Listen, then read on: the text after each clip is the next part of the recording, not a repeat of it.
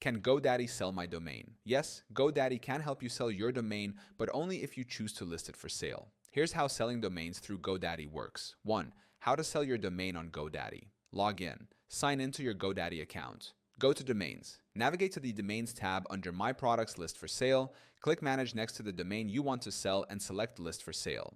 Choose a marketplace. GoDaddy offers two main selling platforms: GoDaddy Auctions, a public auction site where buyers bid on listed domains; Afternic, premium listings, a premium domain marketplace that lists your domain across multiple platforms too. How the sale works: set a price, choose a fixed price, make an offer, or auction format. Domain transfer. Once a buyer completes the purchase, GoDaddy facilitates the domain transfer process. Receive payment. You'll receive payment through your preferred method after the sale is finalized.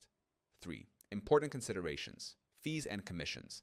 GoDaddy charges a commission fee of up to 20% of the final sale price. Domain ownership. GoDaddy cannot sell your domain without your explicit permission or account access.